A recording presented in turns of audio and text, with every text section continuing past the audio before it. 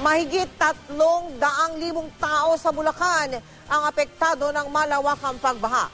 Mula sa Malolos sa Bulacan, nakatutok live si Sherry Ann Torres. Sherry Ann? Yes, Mel, makailang ulit na huminto yung ulan dito sa kabuuan ng Bulacan, ano? Pero sa tuwing magbabalik itong pag-ulan dito, yung paunti-unti na nawawala dito na baha ay bumabalik. At sabi ng mga taga rito ay nadodoble pa kung minsan. Gaya na nakikita nyo ngayon dito sa likod ko sa bahagi ng MacArthur Highway dito sa Malolos. Ang Bulacan ngayon, Mel, ay nasa ilalim na ng state of calamity.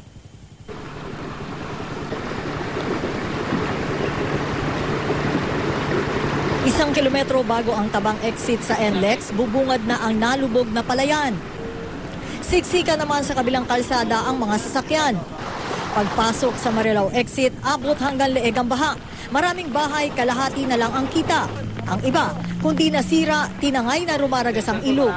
81 katao ang na-rescue ng Diocese of Malolos na dinala sa Plaridel Gym. Abot dibdib naman ang baha sa San Miguel sa Kalumpit, maski sa evacuation center hanggang binti ang tubig. Ang kahabaan ng MacArthur Highway sa Malolos, umabot sa binti ang tubig. Ilang barangay din sa Giginto ang binaha, ang isang pamilya sa jeep na nagpalipas ng gabi. Tila Waterworld na rin ang bayan ng Balagtas.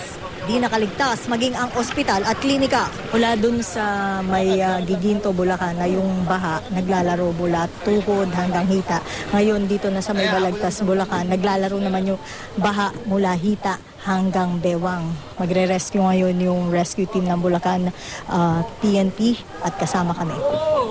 Pero matapos ang halos 1 oras na pag-iikot sa Giginto, walang nakita ni isa sa mga nagpasaklolo. Posibleng bumaba na raw kasi ang baha. Ano yung difficulty natin pag ganitong nagre-rescue? Yung mga nakahambalang na sasakyan, naabandon yung sasakyan, yung mga tinatangay na agos, mga debris. Pero ilang saglit lang, dito sa Barangay Panginay, sumama kami sa rescue operation ng Bulacan Rescue Team. At dito nga, sa bahay na ito na pupuntahan namin, meron silang sasaklulungan na nagle-labor na ngayon, dadali nila sa ospital. Mihilab-hilab pa lang. Every 5 minutes po. Dadalig ko na po talaga sa ospital talaga. Kasi po, overdue na rin po eh. Kaya salamat po din sa kanila eh. Ilang oras tumigil ang ulan, pero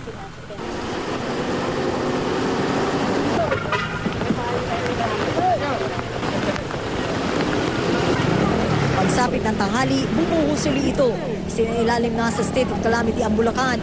Mahigit 300,000 katao ang apektado ng baha. Nasa halos 72 million sa agri alone. Yung infrastructures hindi pa natin ma-approximate sapagkat underwater pa. Mel, alas 2 ngayong hapon na itala yung water level sa Angat Dam sa 209.38 meters. Ang critical level ng Angat Dam, Mel, ay 210 meters. Gayunman tiniyak ng mga opisyal sa publiko na hindi naman daw sila magpapakawala ng tubig sa Angat Dam hanggat hindi nauubos ang una ng pinakawalan na tubig galing sa Ipo at sa Bustos Dam. Mel? Sherry Ann, pagalaman ba natin kung nakapanganak ng maayos yung babaeng ni-rescue ninyo kanina, Sherry Ann? Oo, kanina Mel, no, diniretso natin siya doon sa Malolos Provincial Hospital, dito nga sa may Malolos, ano. At nung iniwan natin siya doon, ay nandun siya sa emergency room at kasalukuyan pa rin na nagle-labor. Wala pang pasabi yung kanyang asawa kanina na una na nangako sa atin na magpapabigay ng balita kung siya nga ay nakaraos na. Dahil to, Mel, ay overdue na ang kanyang panganganak. Mel? So, ibig sabihin, yung ospital na pinagdala nyo, hindi naman lubog sa baha, Sherry Ann? Oo, lubog din, Mel, Ay, lubog actually. din. Pero doon yata naka-schedule. Oo, Mel. Nakalubog ito at ito ay nandoon mismo sa compound ng provincial capital. Maraming salamat sa iyo, Sherry Ann Torres.